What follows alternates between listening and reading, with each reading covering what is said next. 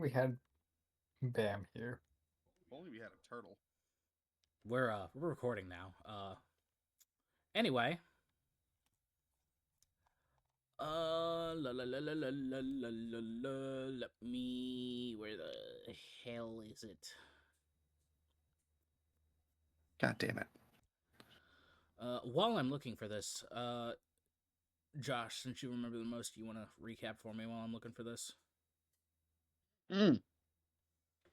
Yeah, last week we reported back into the head of my order,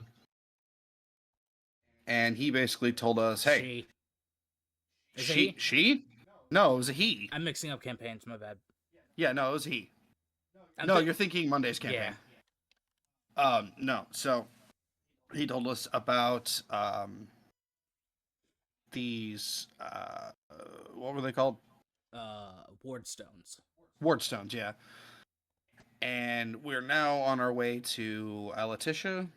Altesto. We're now on our way to a place called Altesto. Jungle City. Fucking. You were told their navigating would be difficult. The ley lines are not only corrupting the Wardstone, but also possibly the area around it, and any elemental creatures, any plant life, anything like that could possibly be corrupted as well. And we can almost confirm that corruption is happening because of the magical distortions in Stormwatch itself. And the fact that 3 of your party members now have shit all over their skin. Yes. Speaking of, don't forget you have that ability. Once a day, you get to do it. Use it for something. Okay. I'm not taking the deal. You already fucking denied it. You don't get a second chance. No, I'm talking Bam's deal. No, I'm not concerned with that right now. Then why are you trying to peer pressure me into it? Because I think a party of all the ogres would be fucking funny. It doesn't change Sakan in the slightest. It doesn't change any of the characters. I mean, you might get an attitude shift, but your end goal is still the same. I mean, he technically did get an attitude shift when he got back home. He's tired of dealing with people. So do you want it? Alright, I have your abilities. One of us. I have your shit ready, I believe. I think. Let me... I have to find it. Come to the dark side. We have cookies.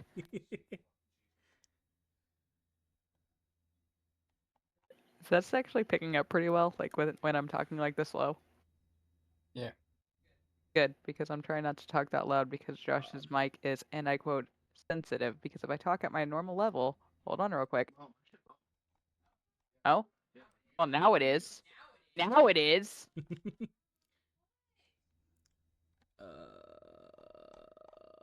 No, that's not it.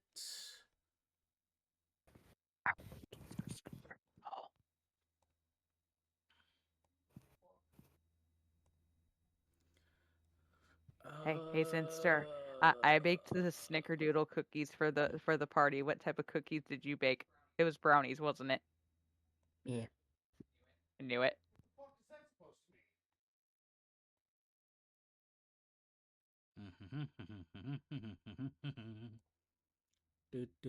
What the fuck does that mean? Okay. It's brownies. Yes, if you do decide, I do have your shit ready. But Bam's not here. He doesn't need to be here. He's only the summoning instrument. Anyway, think about it. Anyway, let me save this to a bookmarks bar. No.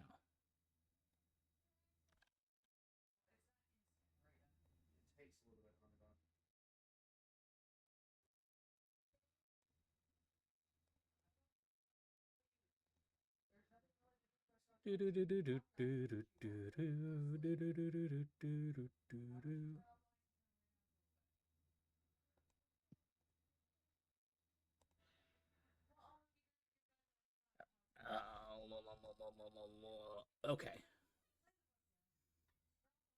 So, you were getting ready to head out across the kingdom of Modford, were you not?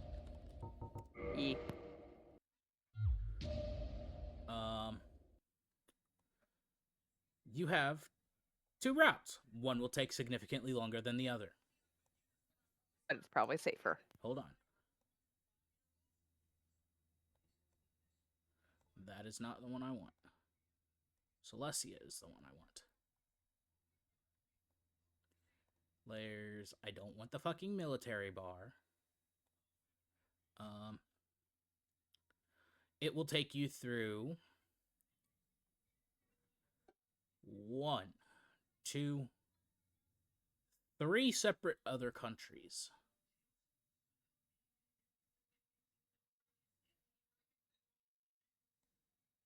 Or you can hire a boat, go back to Atesham, go that way.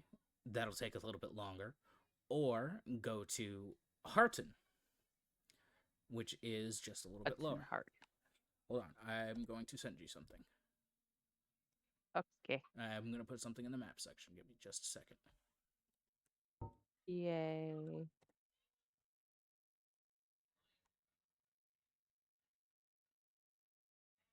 Also, I hope some of you notice what I'm including in this. Probably not on my end.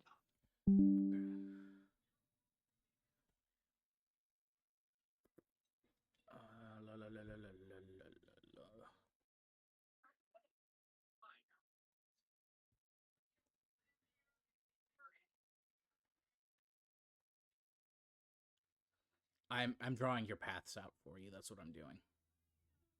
Okay.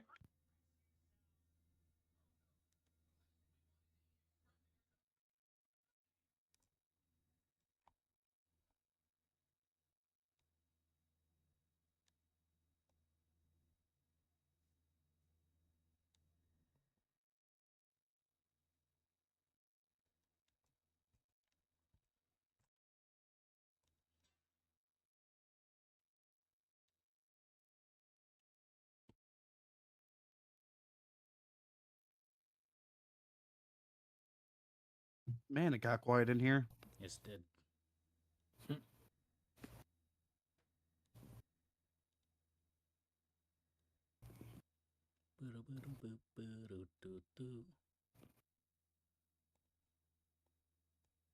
Sheet. Holy sheet. Holy shit.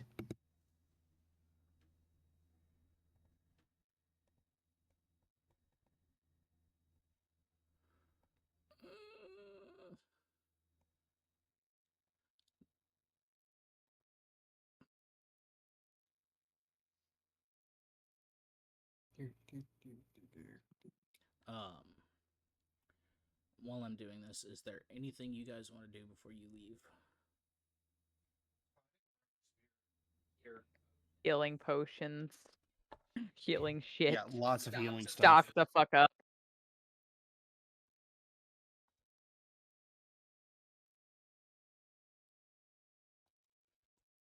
All right. These are your paths.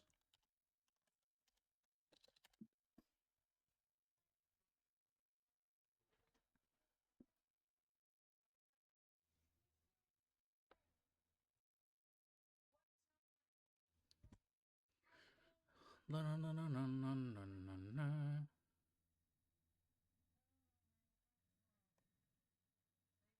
So, you have seen your paths. I have not. I had to deal with my small child. Okay, there we go.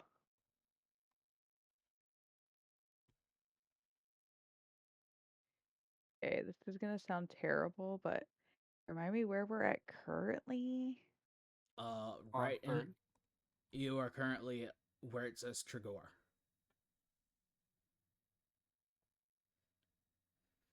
Just above the middle of the picture.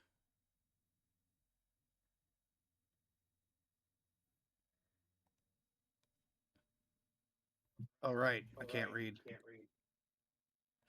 Apparently, neither can I, because Hold on. this map is not allowing me to. If you hit open link, you can actually roll in. Yeah. Yeah, hit open in browser. You should be able to bring up a bigger picture. Yeah, one you can actually open. Clearer than shit. You're basically in the middle where the red lines meet. Okay, that's all I needed to know. Why are we in the middle of an ocean? What he meant. I know. But no, I see where you're looking at. So basically, if this map, I'm just trying to make sure that I can see this right.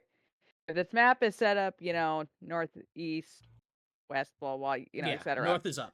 We can either, we can either go north across on boat, north or technicality that would So be you can go north east northeast, in the north. Yep, and go through Modford. and then go through Etesham, go through the towns you've gone through, go down further south. Wait, can we go through the towns we went through before?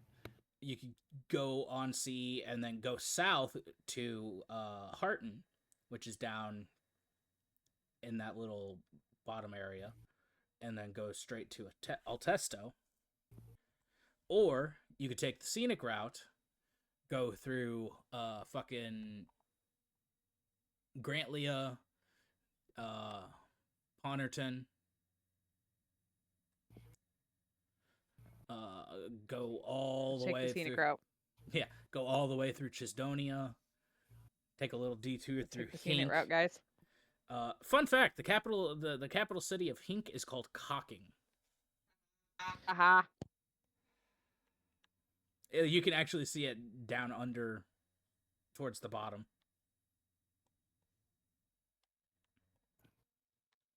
God damn it! But yes, those are your three options. Honestly, we should probably take the scenic route, even though Sakan wants to get back to his kids sooner. More chance for more money to be found. Yeah. And more stuff to slaughter. Maybe. Also, we might be able to find more hippies. To slaughter. Let me biomes. Not hippies. Most of Chisdonia is forest. So there Hippies. might be hippies. The only no.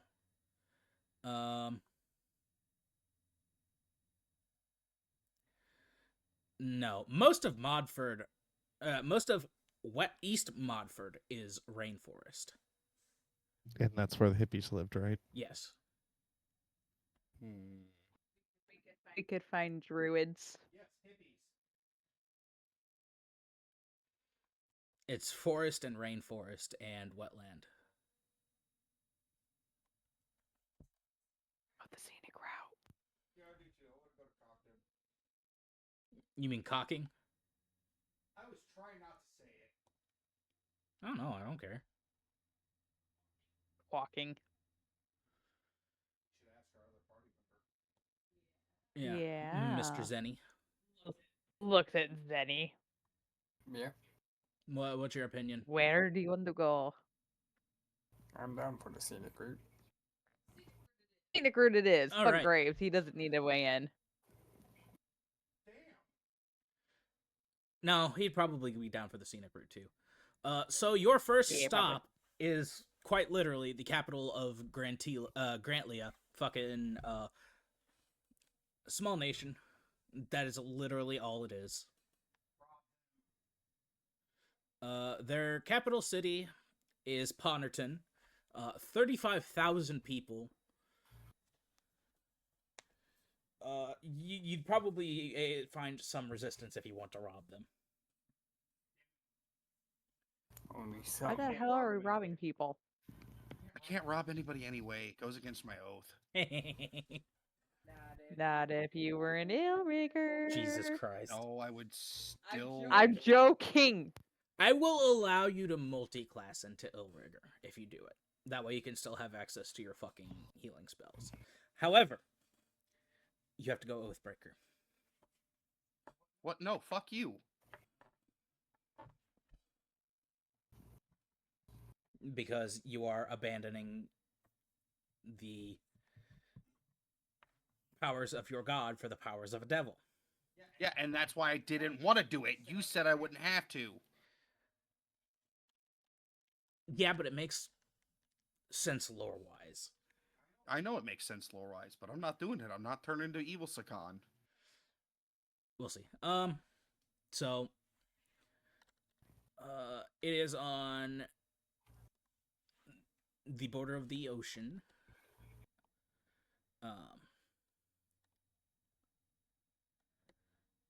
Like I said, 35,000 people.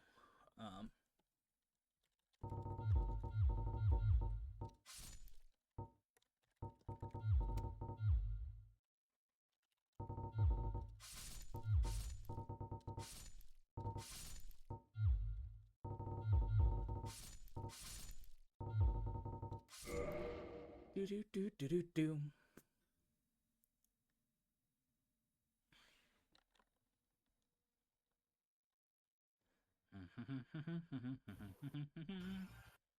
So, Yes. give me just a second.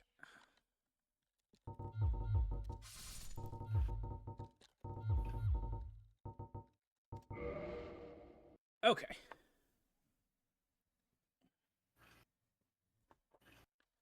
The journey to Ponorton mostly takes you from forest and rainforest to much more of a serene forest.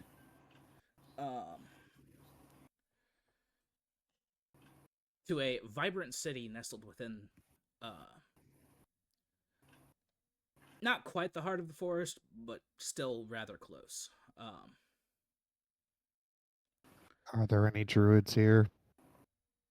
Yeah, you're about to get jumped. Cool. Is it because I called the other ones hippies? Yes. Fair enough. Anyway, the winding forest My path body's ready. Shut the fuck up. The winding forest path beneath your feet is soft, covered with a springy carpet of moss and fallen leaves. Towering trees stretch skyward, their branches intertwining to form a natural canopy. Rays of sunlight pierce through the leaves, casting dappled patterns on the ground.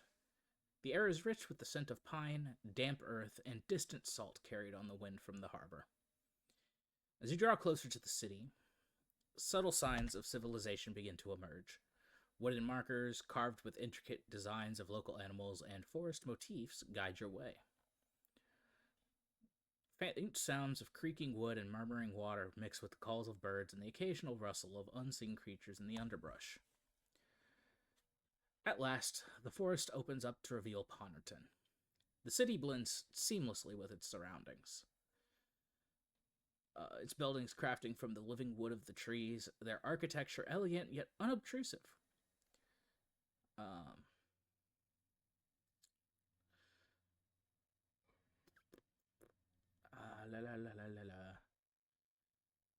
Man, these forest people really like to build similar styles. Hippies. Their architecture elegant yet unobtrusive. Rope bridges and wooden walkways crisscross the upper levels, connecting platforms built into the massive trunks of ancient trees. Below, narrow cobblestone streets wind between homes and shops that seem to grow naturally from the forest floor.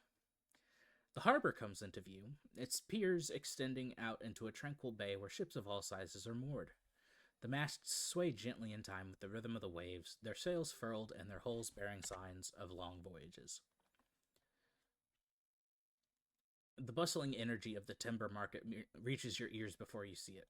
Merchants calling out their wares, the clink of coins changing hands, and the occasional laughter of sailors enjoying their brief respite on land. Above it all, the soft glow of the Moonsail Lighthouse can be seen in the distance, standing tall like a beacon of welcome and safety. You pass through a carved wooden archway marking the city's main entrance. The arch is adorned with fresh flowers and glowing runes, a sign of the city's ongoing harmony with nature and its deep-seated respect for the forest. As you step into Ponorton, you're greeted with the warmth of its people. Humans, elves, halflings, even a few tree folk and forest gnomes bustling about their day. The city pulses with life, a perfect balance of natural beauty and industrious energy, inviting you to explore its secrets. I have some points of interest if you would like to learn a little bit more about the city. Yes. I would like to know if there's a nice weapon shop around, All right, give me because just I a never second. got to upgrade my shit. The verdant harbor, a sprawling port surrounded by towering trees that seem to lean protectively over the docks. The harbor is known for its natural beauty, with moss-covered piers and trading vessels adorned with the carvings of local fauna. There's a small island in the bay housing a sacred grove. And closer to the end of the day, quite an unusual feature. Night markets selling rare forest herbs, exotic woods, and magical trinkets. Ew. The Sylvan Steps are a series of tiered wood platforms and bridges that connect different parts of the cities. These steps easily allow travel between the upper canopy neighborhoods and the forest floors. There are stalls along the steps selling hand-carved goods, and a rather famous inn called the Canopy's Rest, offering stunning views of the harbor. What?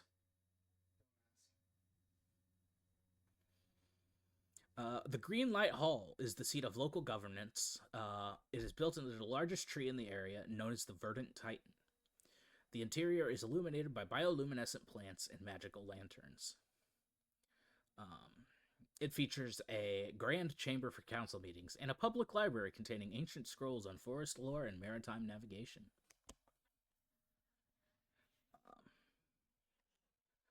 There is another more significant glade, a serene sacred grove. The Whispering Glade is on the outskirts of Ponorton, where druids and clerics of nature gather. It is said the trees here softly whisper wisdom to those who listen. It features ritual circles for ceremonies and a healing fountain known as the Spring of Renewal. The Timber Market is the bustling hub of commerce, where traders bring goods from both the forest and the sea. Ponorton is famous for its unique woodcraft and enchanted items. The most notable things here would be shops selling magical bows, staves, and enchanted furniture, and a blacksmith specializing in crafting weapons from ironwood. The Moonsail Lighthouse is a tall, elegant lighthouse at the edge of the harbor, constructed from white stone and crowned with enchanted moonstone. There's a small observatory at the top, and stories abound of a ghostly keeper who lights the beacon on stormy nights. A popular spot for those just coming off of the ships is the Salt Shade Tavern. It is a popular meeting spot for sailors, adventurers, and merchants. It is famous for its house brew, Mistwood Mead, and its lively storytelling nights. Rumors say there is a secret room for underground deals and smuggling operations, and there are live performances by local bards and even the occasional sea shanty competition. The moment one of you brings up Wellerman, I swear to God. A rather unique feature of Ponorton is the Coral Shrine. It is an underwater temple accessible by a network of enchanted tunnels. Dedicated to a sea god, this shrine is often visited by sailors seeking blessings for safe voyages. It is decorated with stunning coral and pearl settings. And the priesthood here is known for their divination abilities. Sakan, With the priests. Yes. this one is going to be of interest to you. Nestled within a rocky outcrop near the forest edge, the Emerald Forge is known for crafting armors and tools infused with the strength of the forest. The blacksmiths here are known for rare living metal creations, and it is said the master smith here has ties to the Fae. And See, that's what I need. lastly, the Songwood Amphitheater, an open-air venue where performances are held among the trees. The natural acoustics of the forest enhance the sound, making concert and plays a magical experience. Seasonal festivals featuring elven music and dances are held here, along with a bardic college offering lessons and magical training. You did that just to tease me, didn't you? No, that is how it generated. Liar. You want proof? No, I know it generated like that, but it's teasing me. So, what would you like to do while you are here? Sakan's gonna count out 50 gold and give it to Violet. He's gonna look at her. Find us a decent place for an inn, alright? I don't feel like sleeping on the ground. I'm gonna go find a blacksmith. This spear needs to be upgraded or something. And my arm, he's gonna like shake his metal arm a little, and you're gonna hear like squeaking, creaking, and what almost sounds like pennies rolling around in it. Need a little bit of a tune-up. Honestly, I should have bought some tinkerer's tools after somebody destroyed mine. Yeah, you. I did not. Yes, you did. You squished them. I had to. They were basically useless at that point to me. Anyway, as you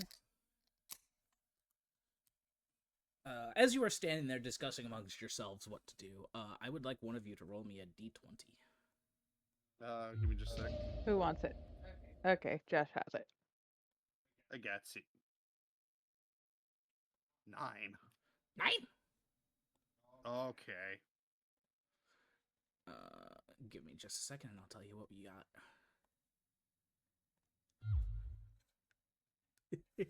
All right.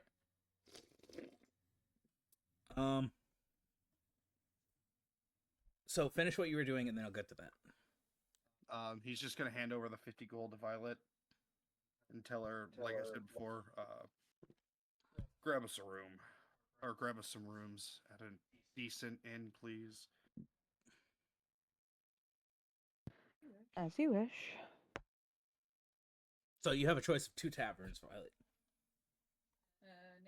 Names of which ones and You what's have- the reputation that I can look around with? You have the Salt Shade Tavern, which is the one by the port. That one sounds kind of shady. I'm so tempted to server mute you right now. I said shady. I know, the Salt Shade Tavern. Oh, dude, I didn't even know I was making a pun. My bad, cheat. Oh, I'm so tempted to server mute you right now.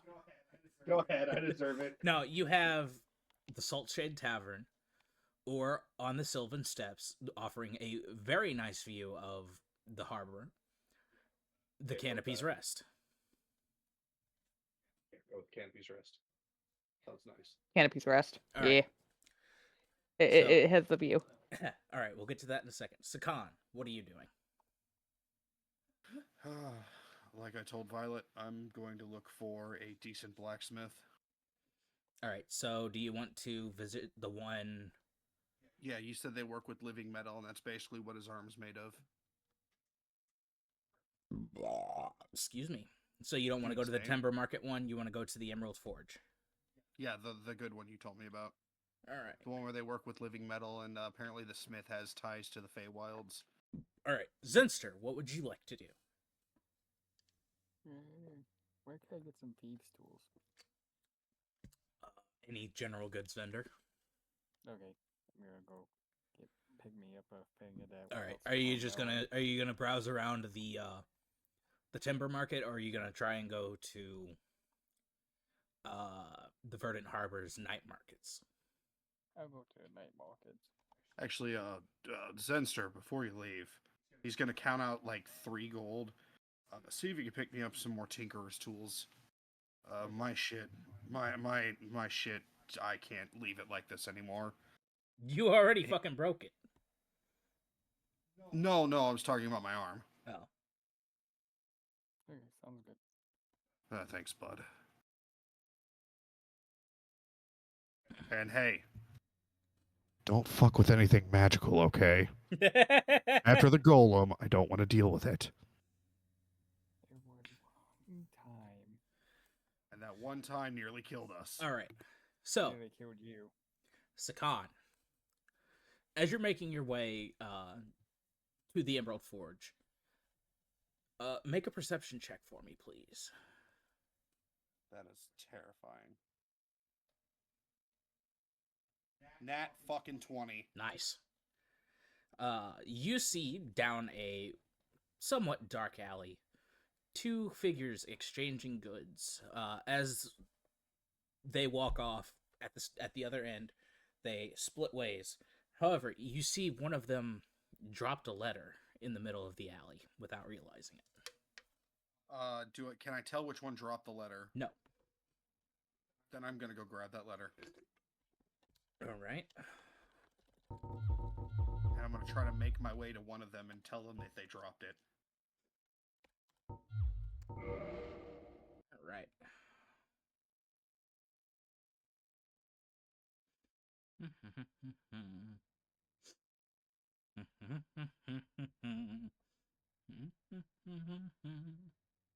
Actually, is there a way I can open the letter and then reseal it? You would have to find wax. Okay, I'm gonna open the letter. All right. Make a investigation check for me, just real quick, to see if you notice anything. 18. The handwriting in this letter is neat, almost mechanically neat.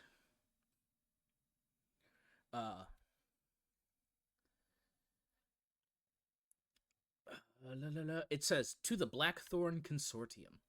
The shipment is ready. Ensure it reaches the Whispering Glade by moonrise. Use the hidden path near the old mossy oak. Do not stray, as the forest is watchful. Payment will be delivered upon confirmation of the artifact's safety. Remember, failure is not an option. Signed, AR."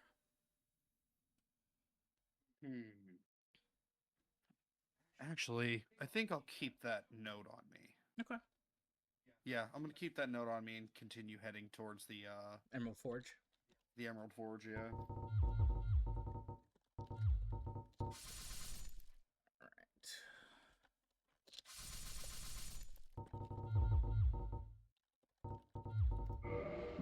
Excuse me.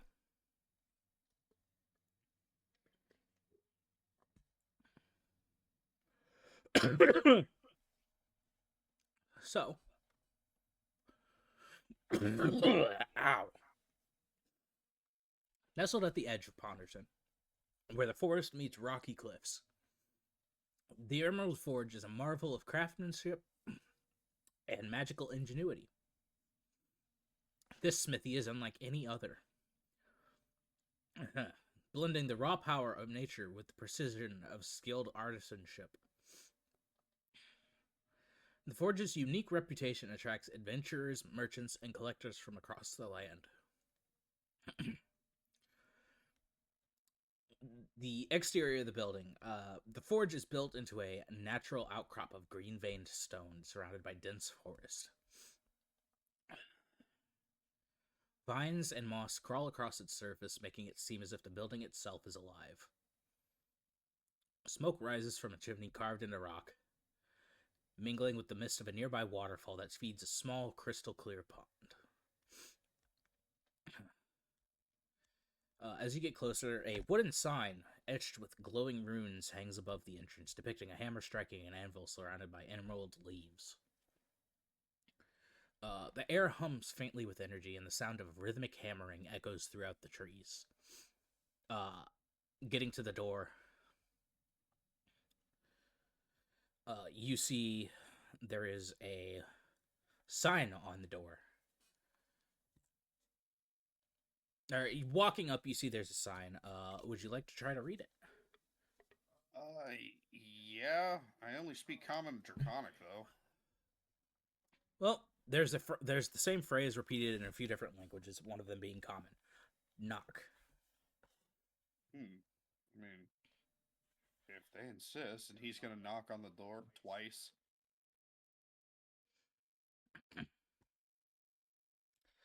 How tall is Sakan?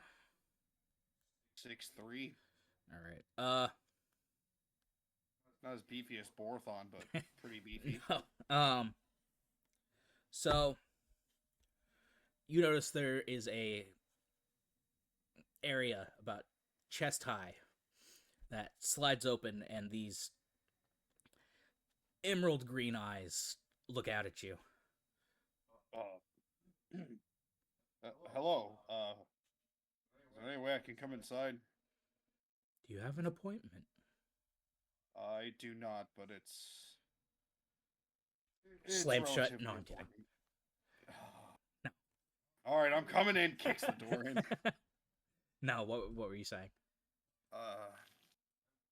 I do not have an appointment. I am a traveler passing through, but I heard this was the best of the best, and I kind of need some help with my arm, and he's gonna rattle his arm, like his metal arm. Do you hold it up to where the person is looking out? Yeah, he's gonna put it like in front of his chest, and then wiggle it so they can hear like the squeaking and the fucking pennies rolling around in it. All right. Do you have anything else to add to that? And I also am in the market for a spear, if you have one that's reasonably priced, I should say. Roll persuasion with advantage.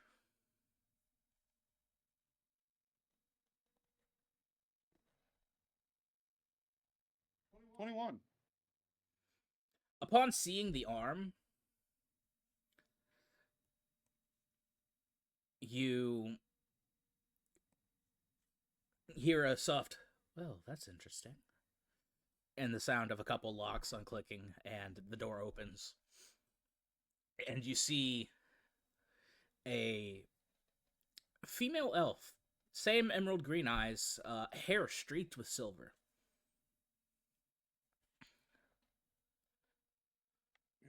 Apologies, small lady. Pixar didn't happen. All right. Oh no, I meant in the chat. What do you mean? She wants a picture of the NPC. Oh, I don't have one. Character Pixar didn't happen. I don't have one. Damn you. I'll generate some NPC pictures after we're done. Yay. Fucking okay. Well, I suppose you better get in here. Oh, thank you. And he's gonna like lean down and kind of like do the coal miner walk. No, it is big enough for you to stand at your full height. Oh, okay. She's just about the door 5'8". Small. It's gonna kind of like stretch his neck out. Thank God I didn't have to roll over. The road has not been kind. I apologize.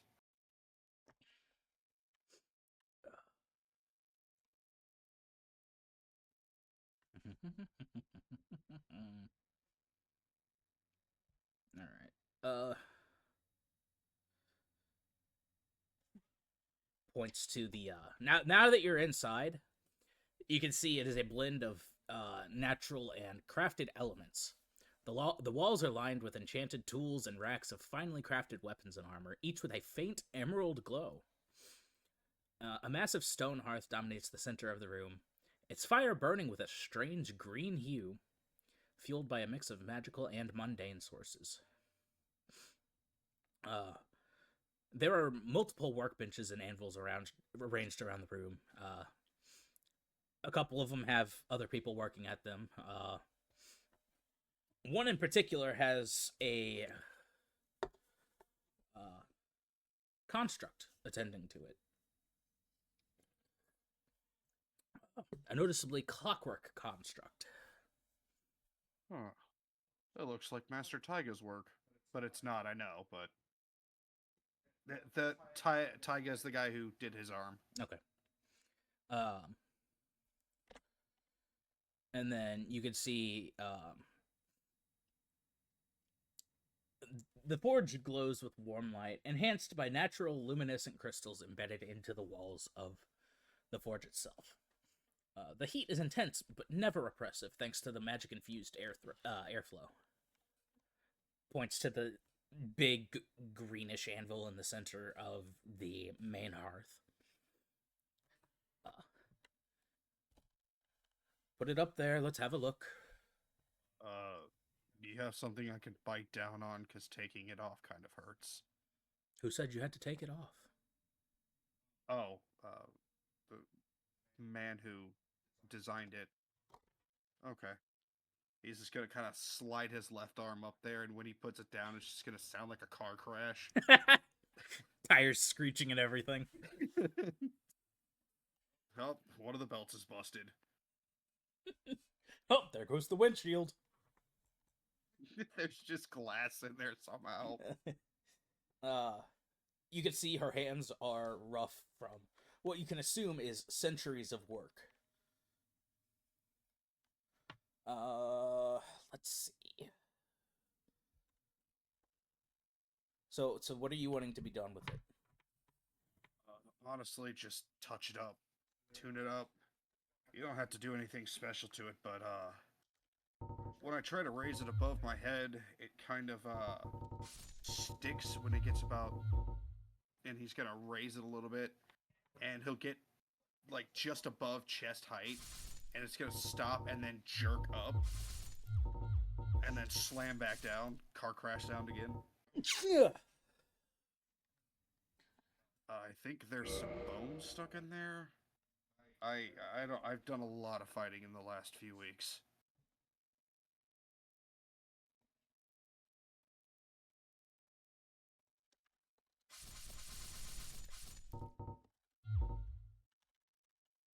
Okay, I'll go fuck myself. No, hold on. I'm trying to get something figured out.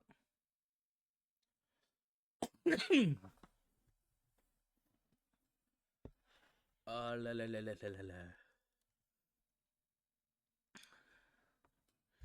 She kind of studies it for a second.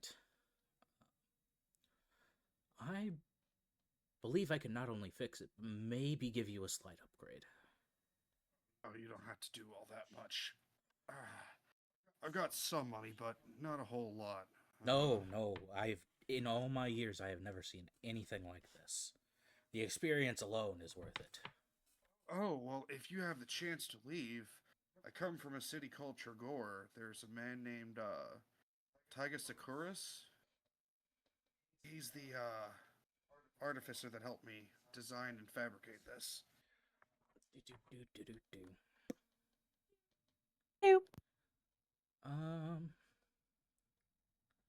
You see, she kind of goes to a couple of the shelves, grabs some stuff.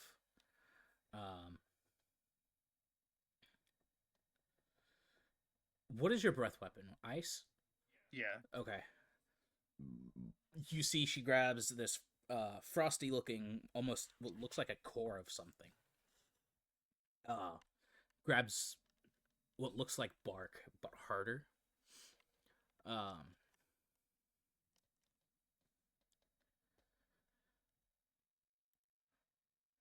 And then grabs what looks like a chisel.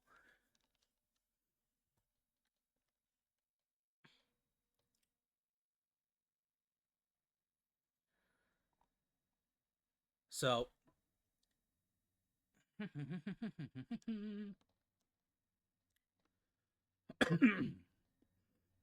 you see she kind of, I'm assuming the top of it kind of lifts up. You can see the insides of it. Yeah, there's like a plate that lifts off. There's a decorative layer on the very top that just comes undone. Okay. And then there's the plate that lifts up, and then the internal mechanisms of the armor in there. All right. So she's gonna kind of work her way around some of it, replacing bits of the framework with pieces of ironwood that have been enchanted for durability to make it a little bit stronger. She grabs the crystals she grabbed, and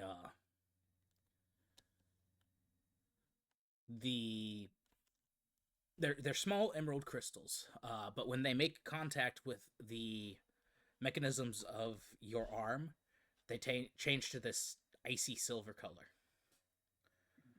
And you feel this, you know the effect of when Thanos has all the stones, all the colors go across him? Yeah. You see that it just silver kind of go up your arm, and you feel this cold surge of power within you. Oh, hey, watch that black line. That's attached to my nervous system. Oh. Like, no, I'm kidding. Oh, that would feel fucking weird. She replaces a few of the joints of the mechanisms with face steel, a flexible but highly unbreakable alloy. Kind of closes it back up. Give it a try. He's gonna kind of lift it and It feels close his hand and like the knuckles crack. Oh. It feels I miss a that feeling. lot smoother.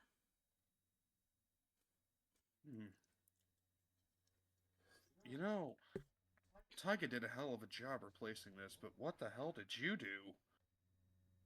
But wait, there's more. No, I'm kidding. Put it back. What? Oh, okay. Sets his arm back down.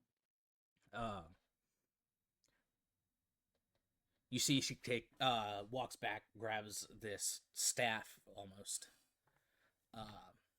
Mutters something under her breath, taps your arm, takes on a silver color, about the same hue as your scales.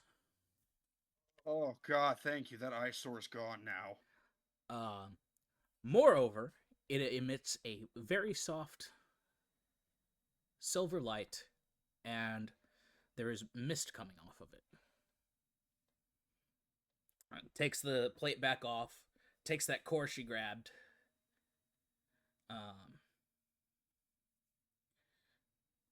puts it in, and you see your fingertips and your palm get a little bit of frost covering on them.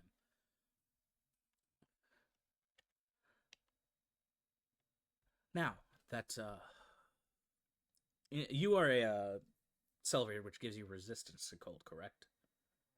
Yeah. Okay. Yeah, I haven't felt cold in many years.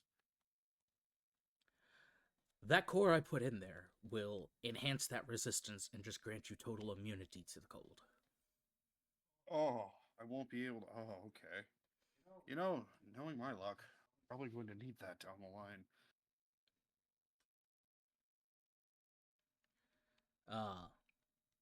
As a final touch, she takes that chisel and it carves runes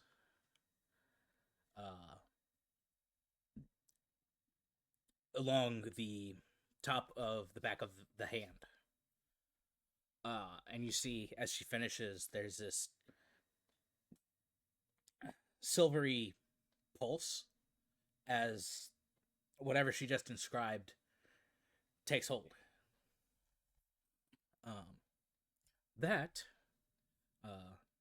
Actually, would you like to try to see if you could read them? I mean, I can try. I don't read Elven, but... They are not Elven. Oh, okay. Investigation, perception... Just roll a perception check. You're not going to believe it. They are draconic. Essentially, what you just got inscribed was a trigger mechanism for the shield spell.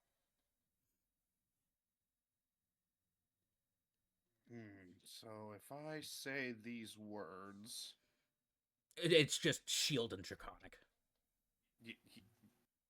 Okay, fair enough. I speak Draconic, probably not that well. I did grow up around others. But yeah, no, it grants you the shield spell twice a day. Miss, you have my deepest gratitude. And I know that sounds horrible to say, or well, the tone was horrible. I apologize. Well, not done yet. Oh. That core that I implanted, you notice the frost buildup around your fingers and your palm, correct? Yeah. I'm gonna be able to touch people, right? I do have children at home. Yes. No, the purpose of that core is combat only. It stores energy,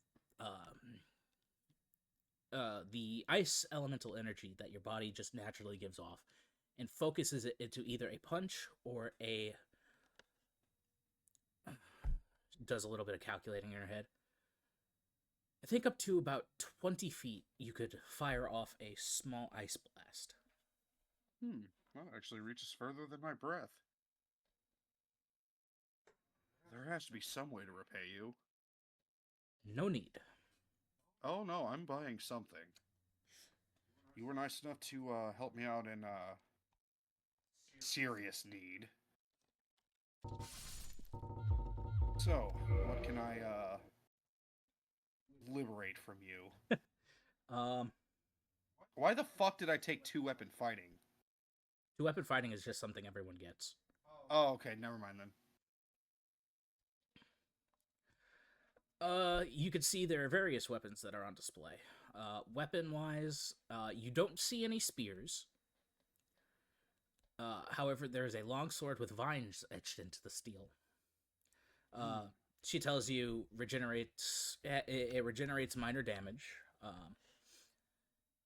And if you are ever fighting constructs, it deals a little bit of extra slashing damage. How much for it? Wait till I tell you all of it. Okay. While in sunlight, it gains a little bit more of a truer strike. And essentially what she means by that, while in sunlight, it gains +1 to damage and attack. Oh, okay. The next piece she has for sale is a longbow made from enchanted ironwood. The arrows, any arrows fired from it, are enchanted with a gust of wind, increasing the range. And once per it gives you the ability to fire an arrow that leaves a gust of wind in its path. Essentially, the range is increased by 50%, and once per short rest, you can fire an arrow that casts gusts of wind in its path. Do I know anybody who could use that? There's still more. There is a curved dagger with a lightning motif. Anytime this dagger finds its true mark, it will deal a little bit of a lightning pulse to that. And every so often, it lets you... I'm assuming you're aware of the spell Shocking Grasp. Oh, yeah. Tyga was very fond of fucking with it. Every so often, this dagger lets you cast that spell. So, D8 of lightning damage on a crit, and Shocking Grasp is a bonus action once per short rest. I do know somebody who could use that. However, the best piece I have on display right now is a great axe that you can see. It is the same material that she replaced joints in your arm with. You can see it's humming faintly. It's got this, like,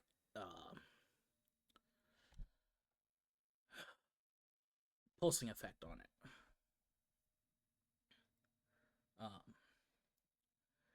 It deals a little bit more forceful damage, and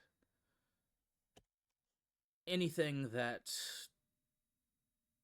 has some form of immunity or resistance to non-magical attacks, it seems to affect them still.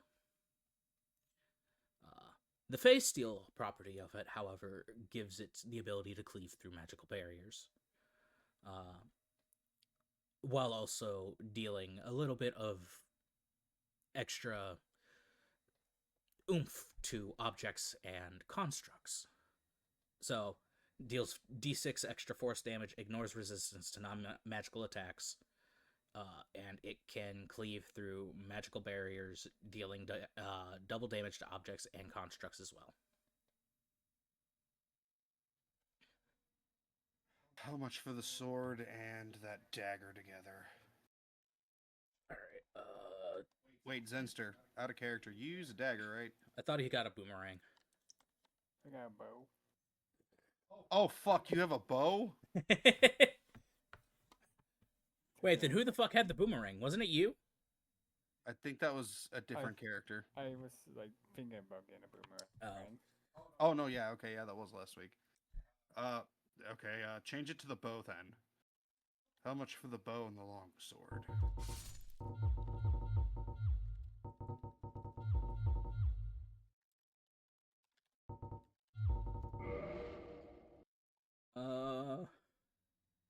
Woo!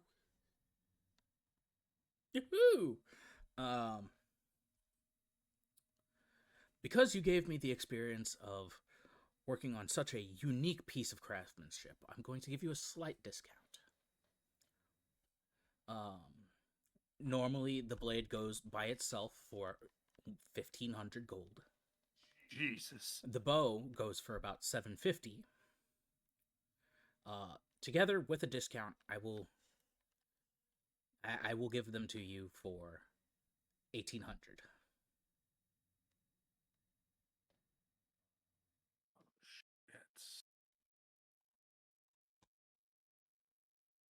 Let me get back to you on that. I have, what are they called?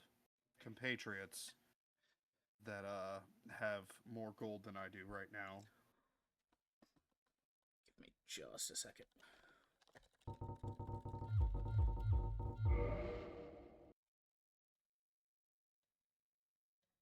You did me dirty. Well, hold on.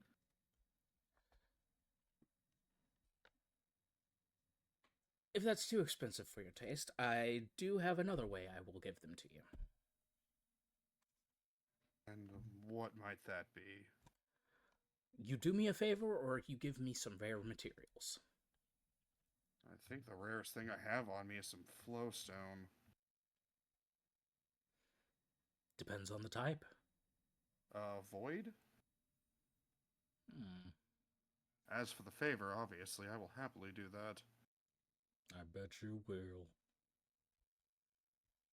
Hey, he has kids at home. He's not a horn dog. That's Jonas. Anyway, I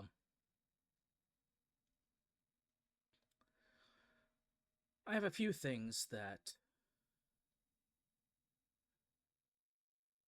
I require help gathering. One such is I need crystals from the Feywild. Another is an ancient artifact said to be hidden in an ancient forest ruin. Really?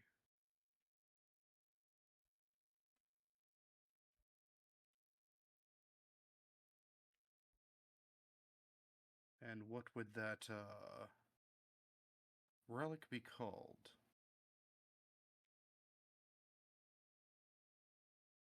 Or persuasion. God damn it. 13. That detail is not important. The only thing that you are required to know is that I need it recovered.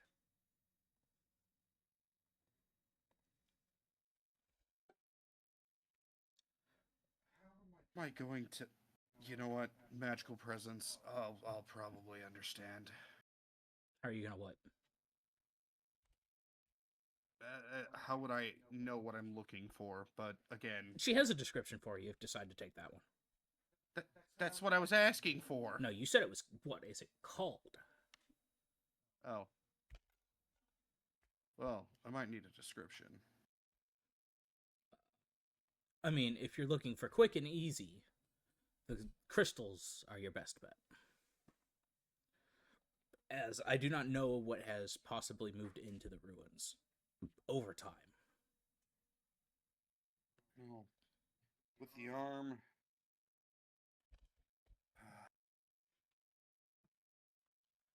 Is there a time slip between the Feywilds and here?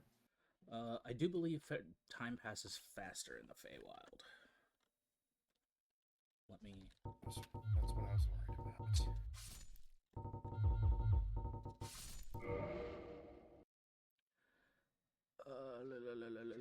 about. Okay.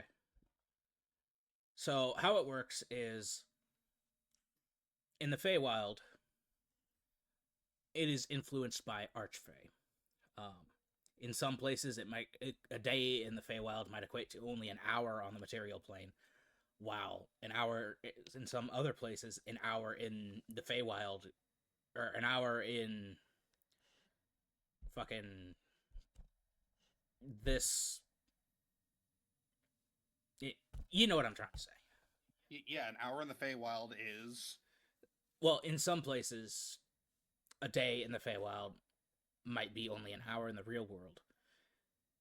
And an hour, other places, an hour in the Feywild would be a day in the material plane. Really, it all depends on the local Archfey. Yeah. I will tell you, the area the crystals are, it is slower than here. No. Okay, so I don't have to worry about coming back and my daughters being gray-haired hags, right? Basically, a day in that area would be about an hour here. What would help you more?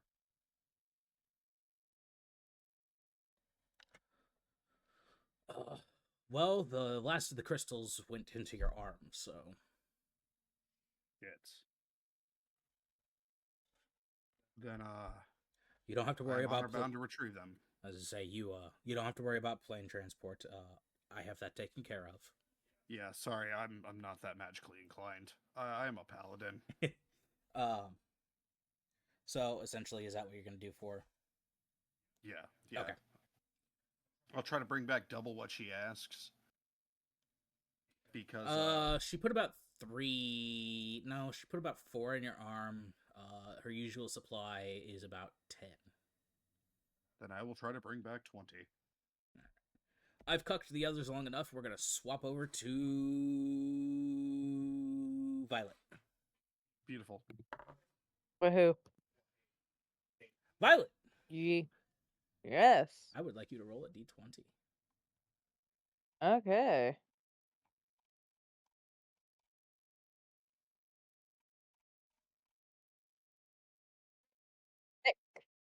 Six? Oh my god. Heck.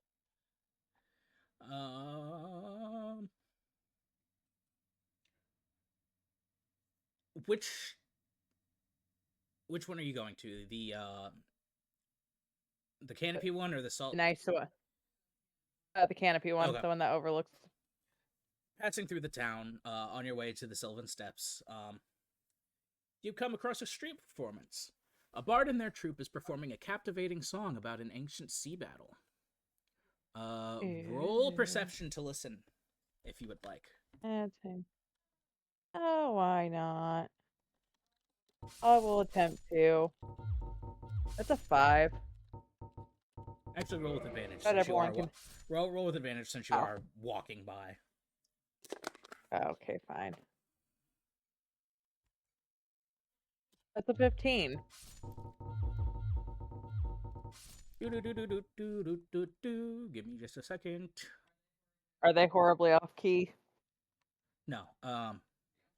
Damn. As you make your way up the sylvan steps, the sounds of the city fade, replaced by the rustle of wind in the treetops, and the occasional chirp of forest creatures. The wooden platforms beneath your feet creak slightly with each step, and the air grows thick with the scent of pine and fresh earth. Just as you reach a wider section of the steps, a lively and enchanting sound catches your ear. A song, both haunting and beautiful, echoing from above. Looking up, you see a troop of performers stationed on a platform nestled high in the trees. A group of 5 individuals, a mix of human, elves, and 1 gnome, are mid-performance, all singing a ballad in perfect harmony. The lead performer, a tall half-elf with flowing auburn hair, strums a lute with a fluid grace, while a gnome in a vibrant cloak taps a series of hand drums, creating an intricate rhythm.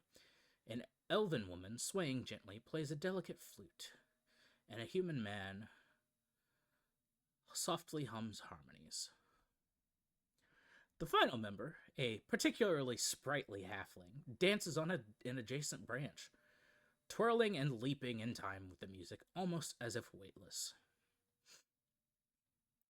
The song is about the Battle of the Tides, an ancient and legendary sea fight between creatures of the deep and the forest's defenders. The lyrics describe the clash of titanic forces, the roars of great sea serpents, and the whispers of ancient trees swaying in response to the call of the tides.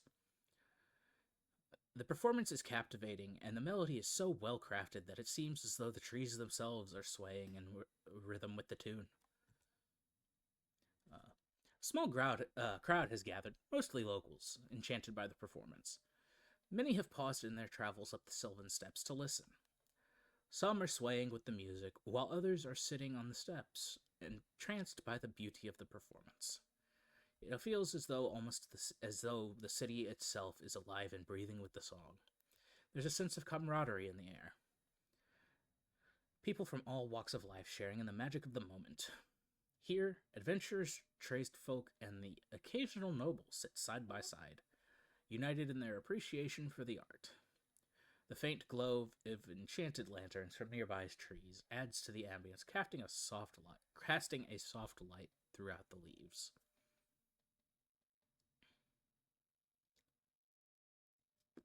Give me just a second.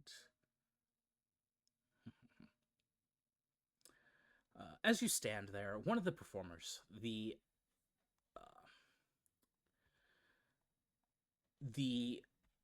bright-eyed elven woman, catches your eye. She smiles warmly and motions for you to come closer, gesturing towards a small table set up besides the performance space.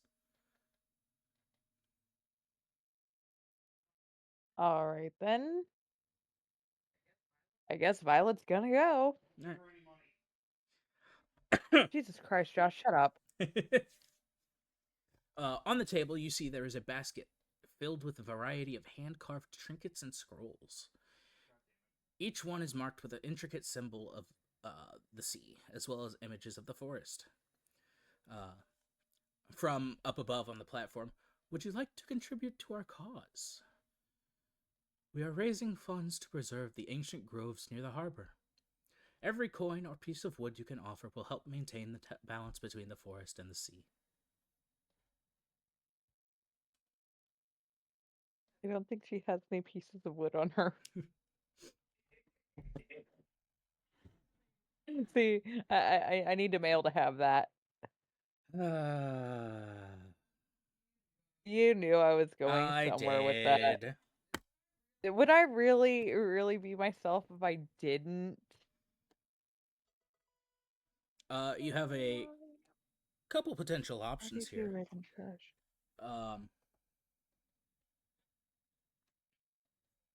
Yes. You could join in on the performance. You could possibly ask more about the battle and the tale. You can donate and take something from the basket. Or you could just, decline and move on. No,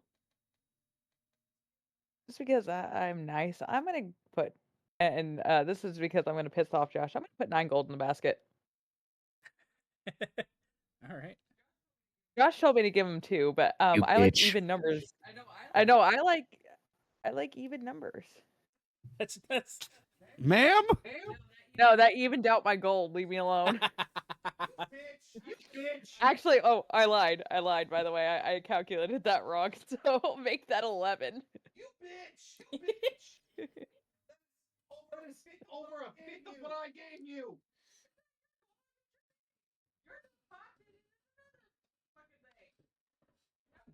Now fuck off. all right. And then I will ask to learn more about this All right. Give me just a second. tale that they are spinning.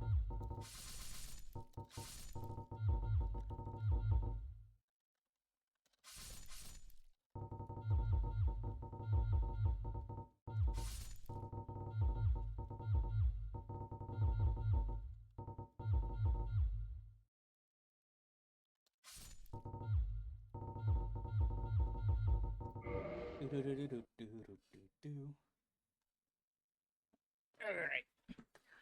So, for the detail.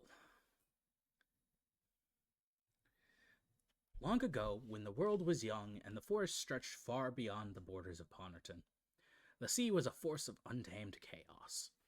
The ocean, home to creatures of unimaginable power, fought against the encroachment of the forest, which sought to bind the land with its roots and reclaim the waters as part of its domain.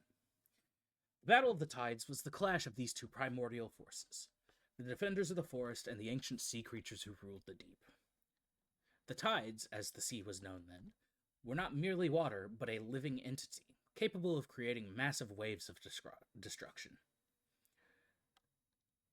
The battle began when a mighty sea serpent, known only as Abyssal Coil, rose from the depths, its massive form blackening the sky. It lashed out at the shoreline, its coils dragging massive ships beneath the waves. The forest, in response, stirred. The ancient verdant Titan tree, the largest of the great living trees that still stands within Ponorton's heart, awakened. From its roots, the guardians of the grove, a league of mighty treants and forest spirits, emerged to protect the land. The battle raged for days. The sea creatures, led by Abyssal Coil, would surge towards the shore with immense force, only to be repelled by the roots of the ancient trees that lashed out like living whips. For every wave of destruction, the trees stood resilient, calling upon the winds and the natural magic of the land to keep the tides at bay. At the climax of the battle, the Warden of the Waters, an ancient kraken, rose to break the stalemate. The kraken's monstrous limbs lashed across the coastline, devastating the shore. But the Guardians of the Grove, together with the mighty verdant Titan, finally repelled the creature by binding it in massive roots and trapping it beneath the waves. Abyssal Coil, seeing its forces falter, retreated into the depths, where it has remained ever since. In the aftermath, the sea calmed, and a new harmony was established between the forest and the ocean. But the battle left its mark on the land. Many say that the treasure of the battle still lies beneath the waves of Ponorton's harbor, relics of the ancient kraken's hoard, forgotten artifacts of the sea creatures, and perhaps even remnants of the verdant titan's lost power. There is a bit of a riddle that goes with it. Beneath the waves, where roots entwine, a treasure lost, a secret mine.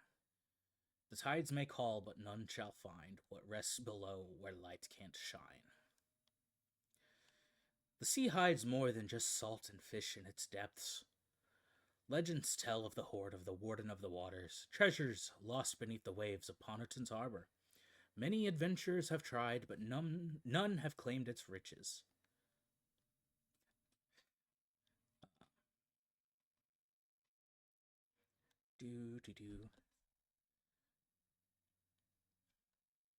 So you gave 9 gold, correct? Or 11? 11. La la la la la la la la. You would get a beautifully crafted charm made from a polished seashell and engraved with ancient symbols of the ocean and forest. Invoking the power of... Should I add the... Hold on. Mhm. The charm grants advantages on swimming checks or any skills relating to navigating challenging waters, such as storms or underwater combat. Invoking the power of the charm provides resistance to cold damage for 1 hour. A small vial containing a green liquid that glows faintly. When consumed, it provides temporary resistance to poison or similar toxins for the next 24 hours. It can also be used to heal slightly over a short amount of time, drawing on the restorative power of the forest spirits. When consumed, it provides temporary resistance to poison for the next day. Also used to heal an extra 1d4 hit points over a short rest. A carved wooden leaf token representing the guardians of the grove. The token allows you to cast the Entangle spell once, recharging once a day, essentially. And last, you get a little small hand-bound tome. Flipping through it slightly, you see it contains basic survival tips for navigating the nearby forests. Useful notes on edible plants, potential dangers, and landmarks, which could give you an edge when traveling through the area. Very useful. +1 bonus to survival checks in the forest for the next 24 hours. The elven woman gives you a grin and a nod. May the forest and the sea guide your path, and, should you ever seek the treasure beneath the waves, know that your support will not go unnoticed. I thought you were going to say, may the force be with you. No.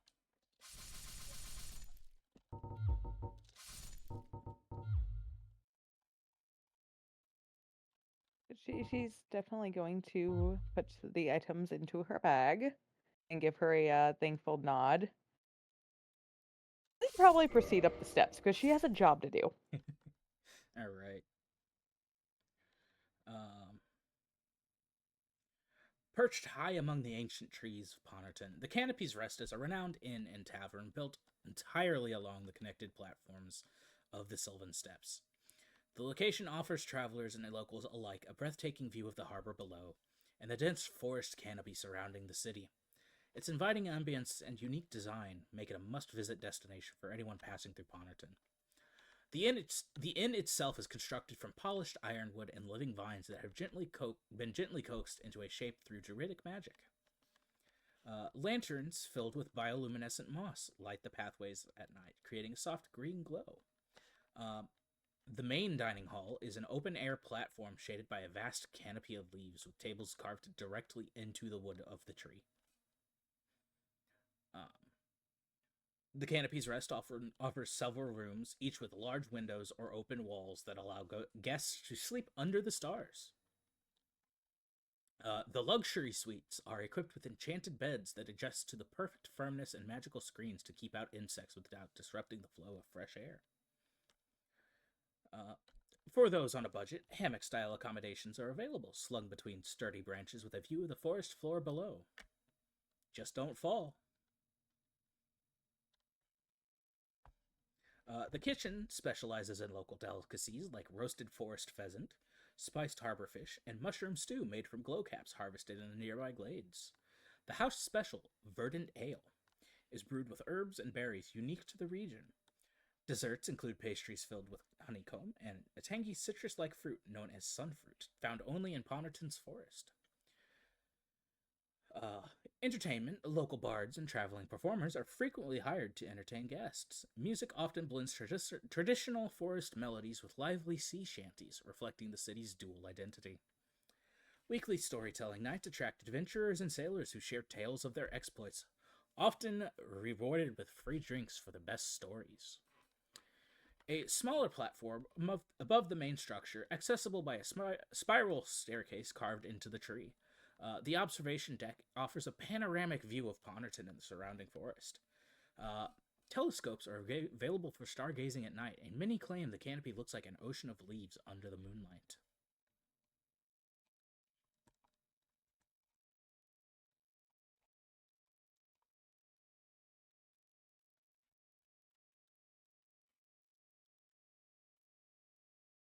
You know, if Violet's character wasn't so goddamn headstrong, it would literally just be, ooh, pretty shiny. I mean, you're alone right now. Nope. Mm-mm. Not gonna get that out of me. No, Violet's definitely taken back by it. She's like, well, this is very intricate. Do you actually say that out loud? Very softly. I'm gonna roll something. Hold on. Oh, god damn it. All right. Continue. I just wanted to see if someone overheard it. I'm assuming no. No. Good. She has a facade to keep up. Anyway, she's going to go up to the nearest barkeep tavern. All right. So as you, step onto head the tavern. onto the wide, polished wooden deck of the canopy's rest, you are immediately enveloped by the warm, inviting atmosphere. The mingling aromas of roasted meats, fresh-baked bread, and verdant ale fill the air, blending with the faint scent of ironwood and the earthy tang of the forest beyond. Above, the massive canopy of leaves filters the sunlight, casting intricate patterns on the smooth wooden floor. Bioluminescent moss lanterns hang from vines strung between the trees, their soft glow illuminating space with a serene greenish hue. The main dining area is a spacious platform, bustling with activity. Adventurers share stories over mugs of ale, sailors laugh loudly at exaggerated tales from the sea, and locals enjoy quiet conversations at tables carved directly from the trees. Near the center, a sprightly gnome bard plucks lively tunes on her lute while a small crowd claps along. The bar itself is a long, curved structure built around the base of an ancient tree trunk. The dwarf behind the counter polishes glasses while bellowing a hearty laugh at a sailor's joke. Behind him, shelves are lined with bottles of brightly colored liquids, some glowing faintly.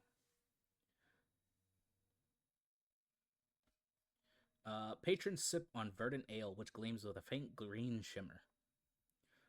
There is a second house specialty for those who know. The Canopy Elixir, a sweet floral drink served in a wooden goblet. The wooden staircases spiral around tree trunks, leading up to platforms higher. These are private areas tucked into alcoves surrounded by leafy vines, reserved for private conversations or high-profile guests. Also above the main hall is the observation deck, where a handful of patrons quietly sip drinks while either stargazing later at night or during the day watching the harbor below. The tavern hums with life, but it's not overwhelming. The forest seems to breathe with you, creating a harmonious blend of natural sounds, rustling leaves, distant bird calls, and the occasional creak of wood, with the lively chatter of the inn. A gentle breeze flows through the open spaces, keeping the air fresh and cool.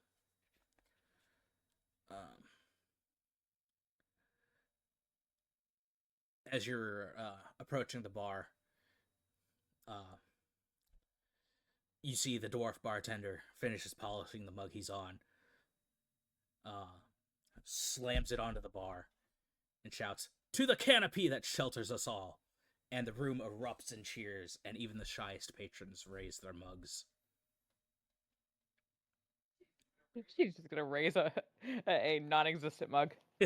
Here.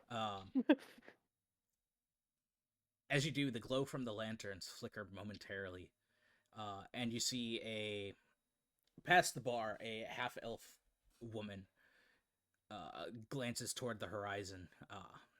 Roll a perception check.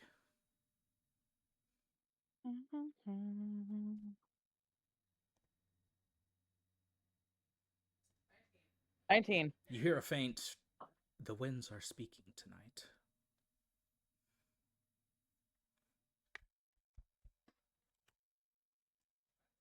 Violet over here in her mind. What?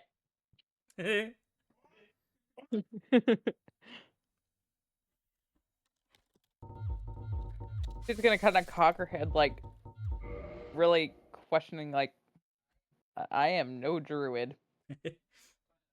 But apparently that means something to y'all. I mean, she doesn't say that out loud, but just, you Yeah. know, that's Joshua. So, what are you doing?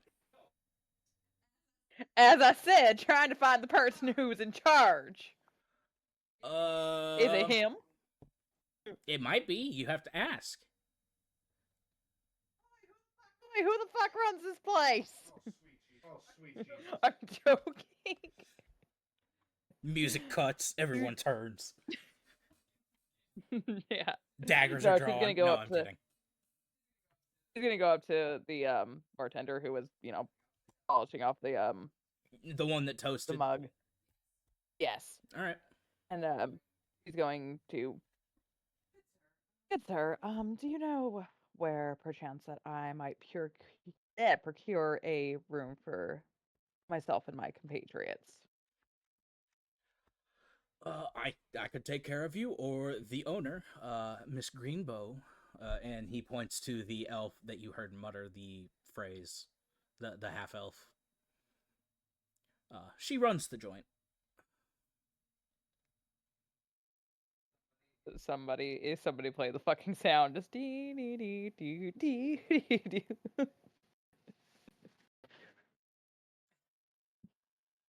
No, see, I'm not a bard. I don't seduce everything that has a pair of tits. Anyway, Yes.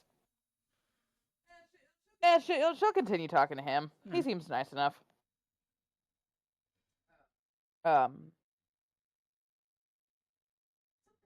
Something moderately priced, but I don't think any of my she's gonna like kind of motion to the can she see the hammocks? yes.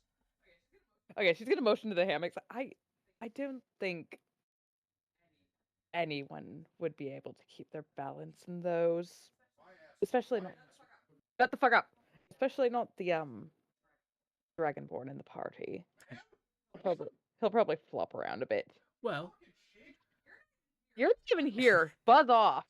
the hammock pods are Astral projection. The hammock pods are really only meant for either budget travelers or adventurers who don't mind a rustic experience. We do have standard rooms. They do run you a gold per night. We do have luxury suites. Those are spacious rooms, enchanted beds. They adjust to your personal comfort. And private balconies overlooking the harbor or forest. The luxury suites also include access to the observation deck and a complimentary bottle of verdant ale. Those will run you about 5 gold a night. We do have group lodging. Sorry. How much for the group lodging for a luxury? Out of curiosity. Shut the fuck up, Josh! Well, the group lodging and the luxury suites are two different things. Ah! Yeah, no, the group lodging is a large shared room with multiple bunk-style beds. As it is a group lodging, it is enchanted to dampen noise for privacy. That is 3 silver pieces per person per night. Lastly, if you have gold to spend, we do offer a VIP retreat. It is a private platform nestled higher in the trees with its own magical wards for the utmost security and comfort. This includes the same access to the deck and the complimentary bottle of ale, It also includes personal service from Miss Greenbow herself and meals tailored to your tastes. Um, However, this will run you 25 gold a night.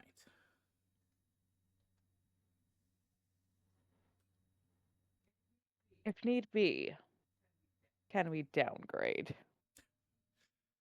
I'm just telling you what we have available.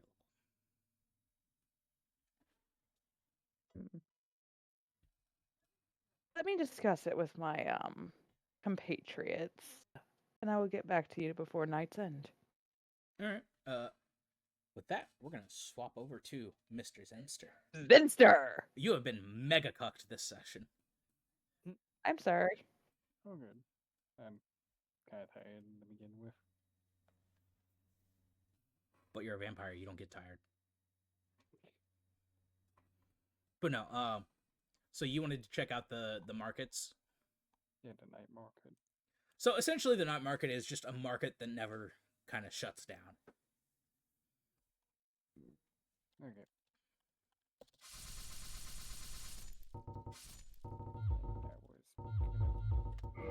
Well, I got tools and tinkers. I gotta tools, turn so you up. You are very quiet. I think it's because I turned myself down because my mic being too sensitive. No, I got you at the perfect volume now. Okay. Oh, no. So these night markets are relatively abandoned during the day, but do you just kind of wander the city until the sun starts to set? Yeah. All right. As the sun dips below the horizon, the verdant harbor transforms into a bustling hub of activity. The night markets come alive, illuminated by strings of enchanted lanterns that glow with a soft, ever-shifting palette of colors. The air is filled with the mingling scents of salt water, exotic spices, and sizzling street food, creating an intoxicating atmosphere that beckons travelers and locals alike. The night markets span the edges of the harbor with narrow wooden walkways snaking between the vendor stalls and small anchored boats that double as floating shops. The markets are busiest during the high season for trade, attracting merchants from distant lands and mysterious travels with strange wares. The sounds of lively bartering, music, and laughter fill the air. Performers entertain crowds with fire dancing, magical illusions, and traditional sea shanties. A group of children chase each other through the stalls, their laughter blending with the hum of activity. Unique goods to be found here are enchanted trinkets, rare forest herbs, sea glass jewelry, exotic spices. I'm not going to say this one because I don't want this to end up like fucking Monday. Or a bookseller.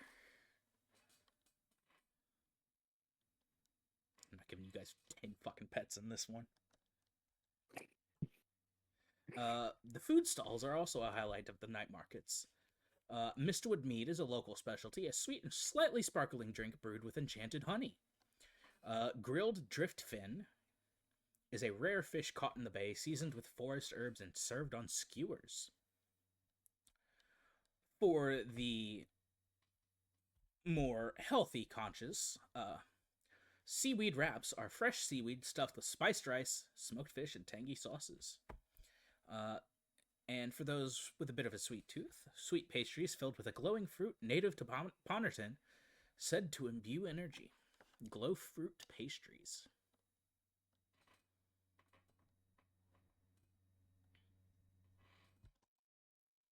I see.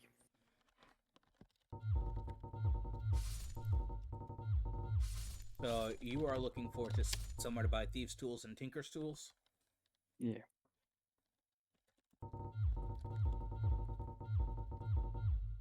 Yeah, pretty much. Alright. So, you come upon a stall called Baylor's Bits and Baubles. It is operated by a wiry, middle-aged human with sharp features and a perpetual smirk that suggests he knows more than he's letting on. His dark brown hair is streaked with silver, and his nimble fingers are always fidgeting with a coin or small tool. He dresses modestly, but you can tell his leather vest has multiple pockets for easy access to goods. A small scar runs down his left cheek, a souvenir from a less than honest transaction. He operates his stall near the edges of the night markets, where the light is dimmer and the foot traffic includes sailors and adventurers and the occasional shady figure. He specializes in general goods, but caters to adventurers and tinkerers with the discerning eye for specialty items. Quote unquote. He has an array of thieves' tools, tinker's tools, a lockbox, simple traps, a few unusual items, and other general goods. He sees you eyeing the stuff. Ah, my pale friend. How are we on this fine evening? Pretty good. What can I do for you tonight? Looking for some thieves and tinker tools. Of course. I would assume you're a locksmith. Yep. I have a very well-crafted set of thieves' tools for 25 gold. Alright, we'll take them. And he says, these tools made by the same artisan who outfitted the Thieves Guild in Montford.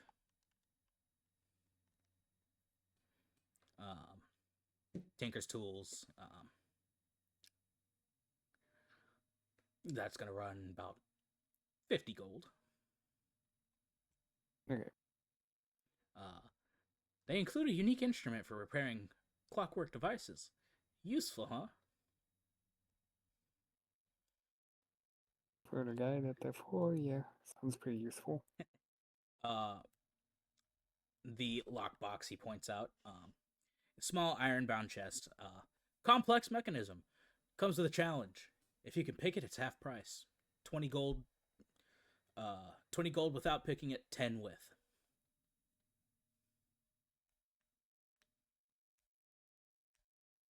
Okay, so I'm gonna buy the thieves' tools and the tinker's tools, and then I'm gonna try to pick the lockbox. Just a second.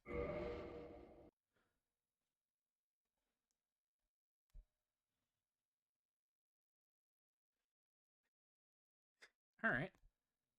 Are you proficient with thieves' tools?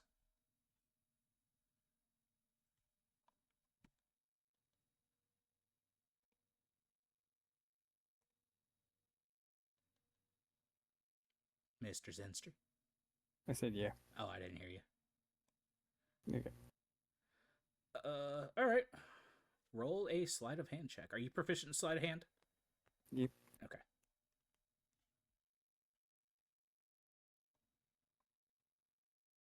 That one.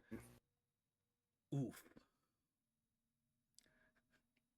I'm not going to be a dick and say your thieves' tools break, because you just got them. But you hear a click and a small a needle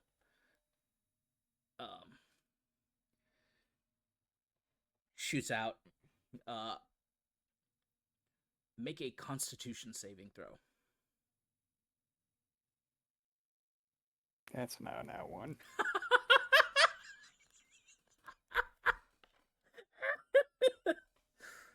Jesus Christ. It's like I'm rolling a bunch of nat 20s. I'm rolling a bunch of nat ones. You take 5 points of poison damage.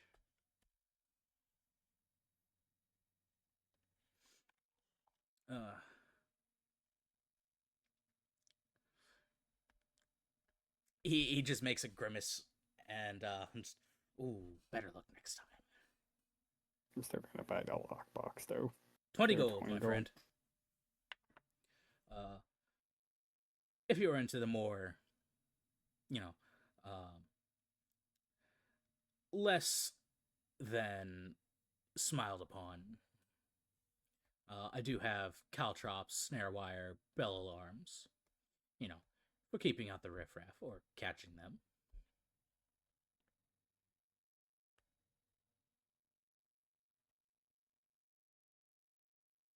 Anything magical? Um, roll. No, I've got a not magical per se, but I've got a small clockwork mouse. Ooh. How much for that? And what does it do? 15 gold. It scurries about 30 feet before stopping. Take it.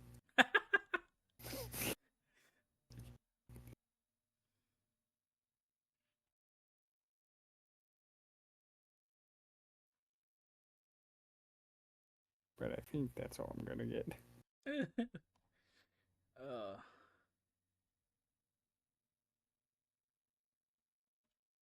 it gives you a key for the lockbox. Is there anything in it? There is. There is 25 gold and a rare herb valued at 15 gold. Dang. Like I made bank on that then. There is also a small device that unfolds into a working compass. And a coin that always lands head up.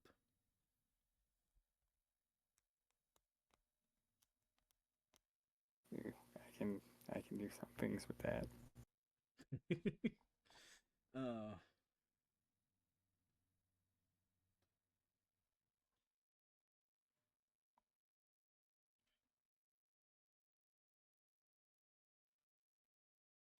Is there anything else you'd like to do in the night markets? I'm gonna go where they have those glowberry pastries. Okay. The food stall with the pastries. Yeah. Shit, what the fuck?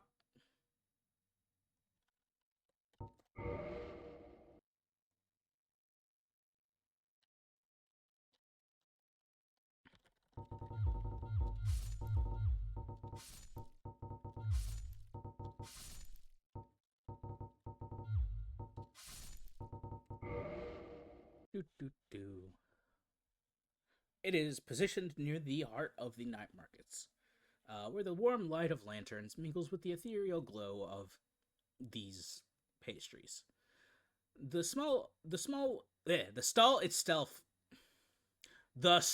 itself is modest but charming, decorated with vines of glowing flowers that claim that the stall owner claims are cousins to the glow fruit trees.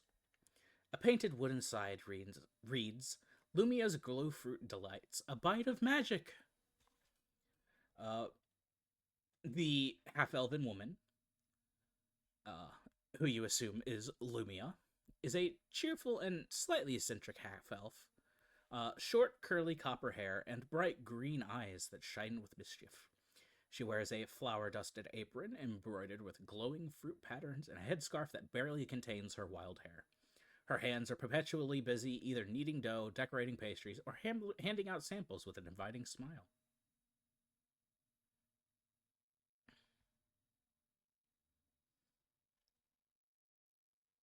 I'm gonna go and buy a few, like a dozen of the pastries. So the pastries are 5 gold each. She does offer smaller ones. They're bite-sized versions, 3 silver for a pack of 3.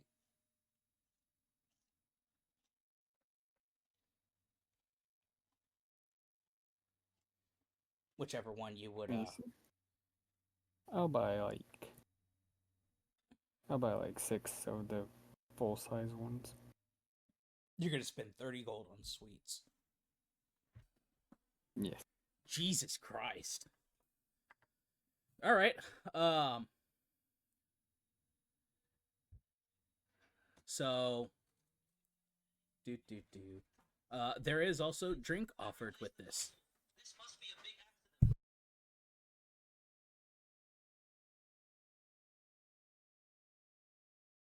What kind?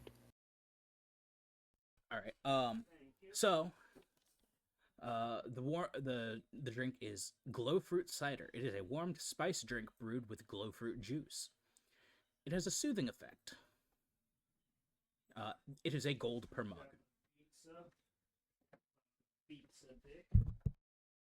I'm gonna get one for each of us. There is also jam jars made from glow fruit. 8 gold per jar. One of those. Jeez. All right. So 6 pastries. Are you getting any of the bite-sized ones? No. Okay. Are you getting any of the cider? Cider was the It is one a gold per- yeah. It is 1 gold per mug. Yeah, I'm gonna get one mug for each of us. All right. So free gold. And then a jar of the jam. Yeah. Yep. Okay. So that is 8, 11. That is 41 gold you just spent on sweets. You just lost everything you made back from that lockbox. They better not spend my money on sweets. No, this is Zinster. You didn't give any money. I mean, he gave me like the free gold or something to get him to Tinker's tool. Buddy, 3 gold was not going to cover that shit. Tinker's tools? Tinker's tools are only like a gold. Not from this guy. Don't make me come in there. Oh, this is also nighttime. I'll kick the door in. Well, they're in the markets. I'll kick the door in. There is no And- door. And actually, Fine, I'll rip Tinker's his tools beads cost down. like, What up, Zinster? and also in the item thing, it's saying Tinker's tools cost 50 gold. Yeah, Tinker's Tools, even the item thing says 50 gold. 50 gold? Yeah. Man, fuck that. Yeah. Thieves' Tools are 25, Tinker's Tools are 50. And Bro's just like, here's a little bit of gold. Pay for the rest yourself. Alright. So make sure you write down that you have those. So you're gonna do that as it gets to nighttime. We're gonna reverse time a little bit. So as Yeah, your one, speaking of writing shit down, I do not know what the fuck I'm supposed to be writing down for the shit that I got. so what kind of Re- you said you were going to talk to your party about rooms. Yes. Okay. What are you talking about then? Oh, I was going to discuss with them the types of rooms that are available and kind of like hint at the VIP one. I'm just like, hey, you see that hot elf girl over there? No, I'm joking. I think she's a middle-aged elf. I don't remember. That means nothing to any of us. No. Tosh has a thing for older chicks. Same. So do you. Look at me. A half elf with a Same. long auburn hair and a calm motherly demeanor. Motherly, you say? MILF! Uh, Now I'm gonna say I didn't say that. The bartender is a dwarf with an impressive beard and a booming laugh. He claims to have brewed ale in every major port city on the continent. He's also a skilled brawler, known to keep rowdy patrons in line with a single glare or a quick toss off the platform. The bard is a forest gnome who performs regularly at the end. She is a crowd favorite. Her lute is said to be enchanted, and her songs can calm tempers or inspire courage. Why do you have to tease me so? Listen, bards are a fucking staple piece of Ains. I know, but I wanted to play a bard. That's too damn bad. No, I actually really love Sakon. Anyway, so as the two of you make your way back from your respective places, Zinster is currently just wandering around Ponorton until the setting of the sun for the night markets.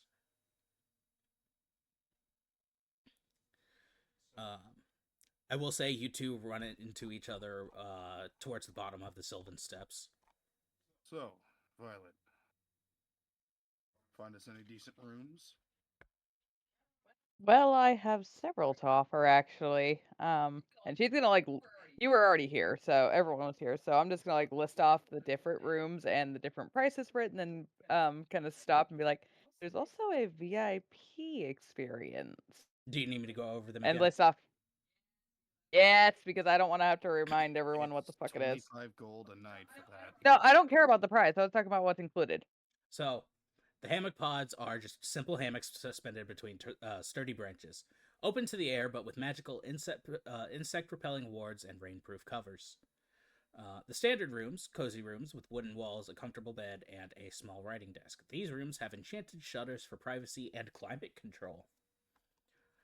Those are a gold. The luxury suites are spacious rooms with large open windows, enchanted beds that adjust to your comfort, and private balconies overlooking the harbor or forest. This includes access to the observation deck and a complimentary bottle of verdant ale. 5 gold pieces per night.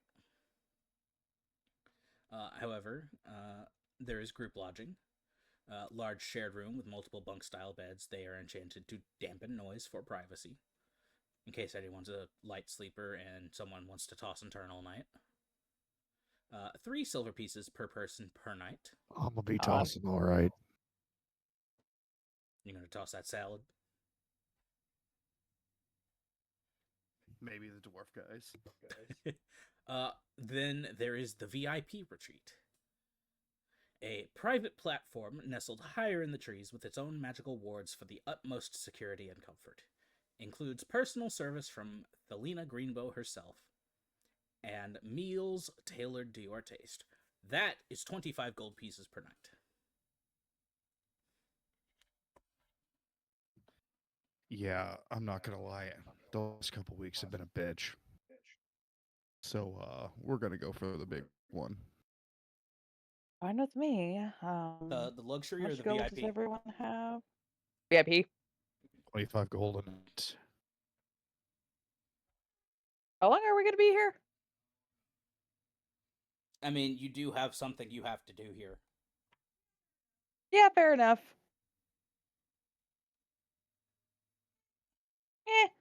As I said, we can downgrade if need be. Speaking of, Sakan, are you going to bring that up?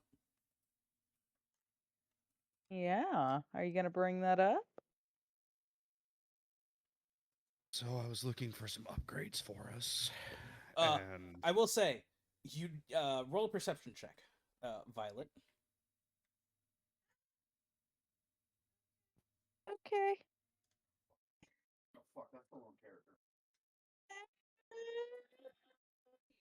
18. You notice Sakan's arm is no longer bronze. It is radiating a faint misty, fucking thing, and there is frost gathered on his fingertips. Yes, I noticed the arm, Yeah. obviously. He's gonna point to it. Fine. Looks are you part chameleon now? Are you camouflaging? You know, just because chameleons are reptiles as well, doesn't mean I am one.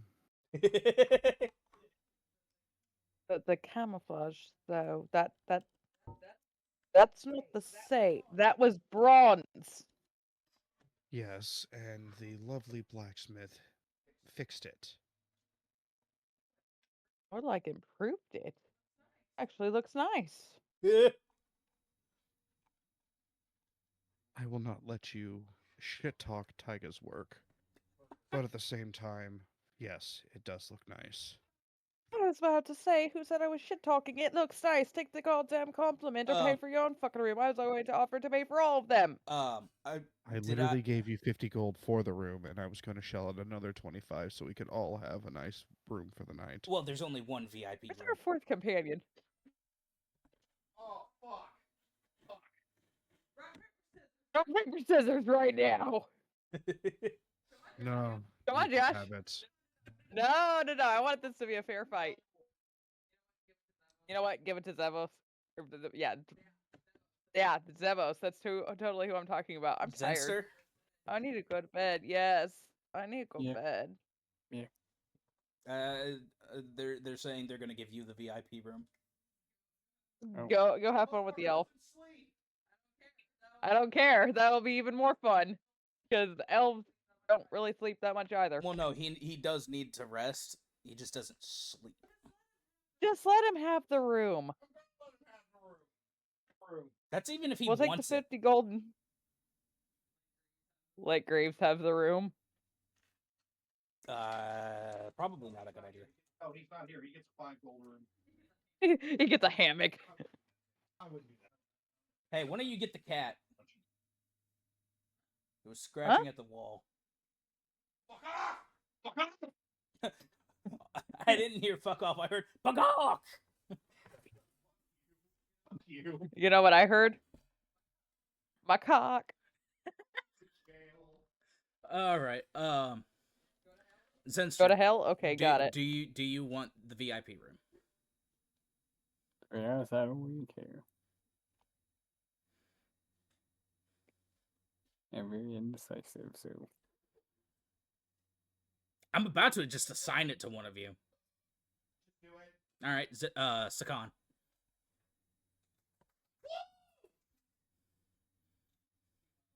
He won the lottery. Oh hell yeah! I rolled for it.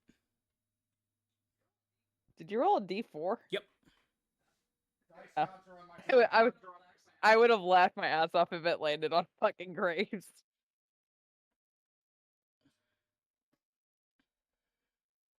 So, yes. Explain what you have to do for the stuff you got, the sword and the Yeah. bow. as we discussed, I'm gonna give them all their treats. Well, you haven't done that yet. Oh, So We're a little bit backwards in time. I just wanted to get that out of the way. So at this shop, I kind of opened my mouth a little bit too much. And big surprise there. he's gonna exhale slowly, and it's just a slight stream of cold. Did I tell you what that out of character what the fucking core did? Yeah, I can use I can shoot cold blast. Yeah, essentially you can either frost punch or a 30-foot. Did I say 30 or 20? You said 30. Welcome. Punch. I feel like I said 20. I feel like you said 20. I swear you said 30. I will go back and listen to this I was tomorrow. gonna say if I said 30, we'll change it, but I'm sticking with. I feel like I said 20. Either way. Either way. 20-foot range, essentially an icy version of Firebolt. And I'm also immune to cold. Yes. I just fixed that. It's beautiful.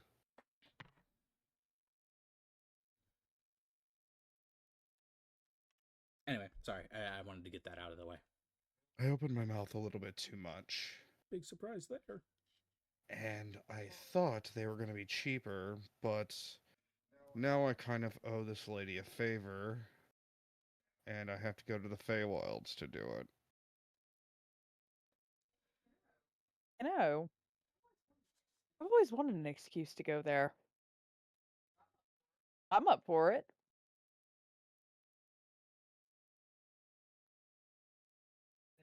Zenster, I'm gonna need your eyes for rocks as well.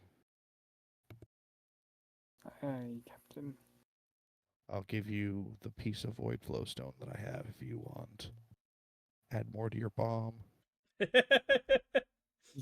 Kaboom! Yeah, no, I'm treating it like if he dies, that's going to explode. I'm treating it like Gale's. It's literally just going to be Gale. Yeah, I'm treating it like Gale's orb. It's the TPK. Oh, let's try to keep the vampire alive, shall we? 2d6 in a 2-mile radius per flow stone.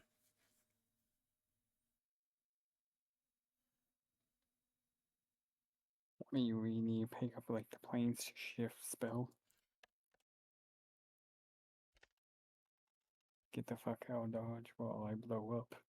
Pretty sure 2 miles is still too far for my fat ass to run. That didn't pick up. Yeah, I know, I'm muted. Oh.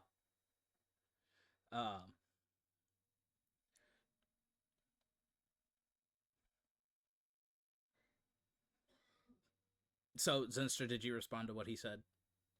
Yep. I don't remember what you Yeah, he said. said yes, Capitan. Okay.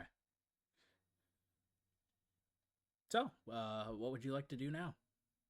Heck, I might try to find some of that face stone as well. Oh, God. Yeah, I mean, I'm guessing we should probably get a good night's sleep before traveling into the Feywild. Zin's just becoming an evil geologist. Basically. Corrupted geologist. Oh my god. Well, he was about to be Darth Vader. Oh my fucking god. What? I just Yes? looked at the next town you're visiting. Oh? Oh? What's the next town we're visiting? It's called Manwitches. Yeah!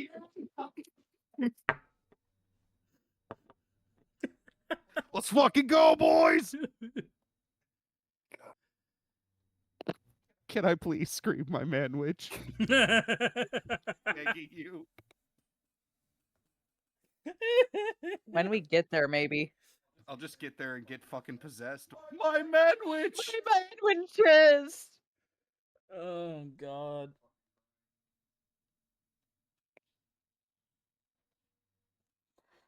Oh. No, I'm surprised they don't got like a geomancer like subclass.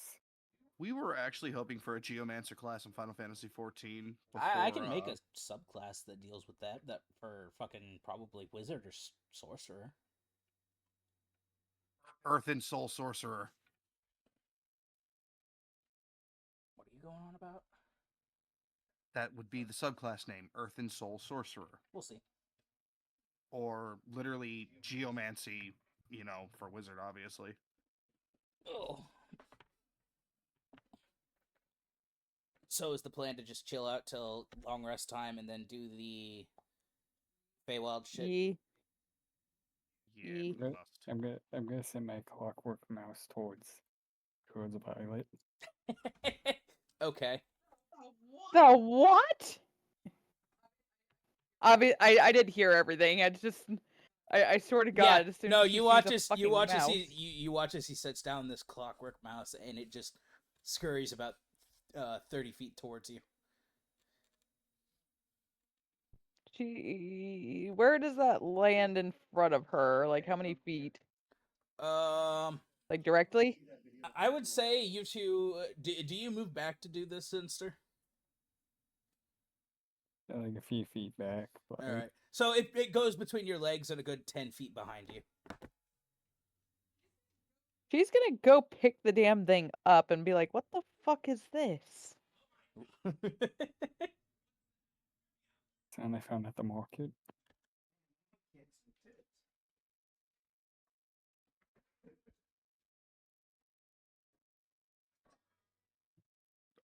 Sensor, when did you get a rat? How long That is a mouse. How long have me and you been traveling to Gasicon? Jesus, about 2 months at this point. 4 almost, actually. So about 4 months ago. Why have I not seen it before? I don't think he's understanding. No, I'm an idiot. Like, are you actually not understanding, or? A little bit of both. Me and Sakan both are. I was calling you a rat. Oh. I'm not a Is this- rat. You're a I'm just scaly rat. an idiot. Does that just mean he's a bat? Bats don't have scales. No, that's a They flying rat. have hide tough as it. Shut the fuck up. So, do you all head back to the Yeah, Canopy's to Rest? the guy. Yeah, the guy. I'm going to go back up to the barkeep and say, this one, points to Zinster, is going to take the VIP experience. Myself and oh yeah, my bad. Yeah, my bad. Points to Sakan. Either way, my bad. I thought we both agreed that through it. It's okay. Yeah, but you rolled. Yeah, this one, points to the fucking Dragonborn, is going to take the VIP experience because, bougie. Wait, I am? Yes, you are. Enjoy. Have fun. Gonna put 25 gold on the counter. And then going to continue conversation. Then myself and the other 3 will yeah, but Graves is still technically here. Oh, 2. Myself and 2 others. I'm fucking tired. Leave me alone. I knew what she meant. Thank you. At least someone fucking does. I had to mess with her. Anyway, Sakan suddenly myself drops and dead. the other 2. Cool. No, I'm kidding. I'm making a I'm gonna bard. kick him. No, you're not. I'm gonna kick him in his. I kick him in his fucking scaly dick. Kind of wrapped around my waist right now. Good. It's his kung I'll fu kick belt. it in multiple places then. Anyway, me and the other 2 will take the luxury suites for the night, if you would not mind. Of course. Okay, so that's 25 plus. The luxuries are Times 5 the- gold. So that would be 40 gold. 40. Yep. And I forgot to tell you, the prices are per night and include a complimentary breakfast. You did say that actually. I didn't say per night. Or I didn't say the breakfast. I said per night. Yeah. Yeah, I don't remember him saying it. Okay, breakfast. Guys, breakfast. Nobody gonna say breakfast? What Yeah, but is a bunch of going pastries. on here? Breakfast. That is such a fucking gem, and I love it. Oh, fuck, I hate myself. Austin, throw a fucking recap thing in this thing so we can put it in there. What do you mean? For the recap channel. I want the recap Fine. channel. Thank you. We always keep losing our places, and we have so many D&D campaigns that we keep getting them mixed up. So might as well have a recap channel. Thank y'all. Violet complained, so here. Thanks.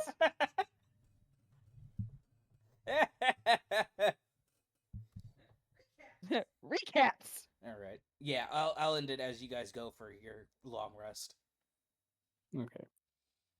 Yeah, I'm getting And tired. then, I while mean, the night as- market thing happens. Yeah, as the sunset sister goes for his shit, comes back with a whole bunch of pastries, 3 mugs of cider, and Finger jam. yeah, a jar of jam. So does Sakan get to act out the VIP suite experience? No, No. Oh, you guys suck. it's not that kind of VIP. I know. I'm just being a dick. Goddamn right, buddy.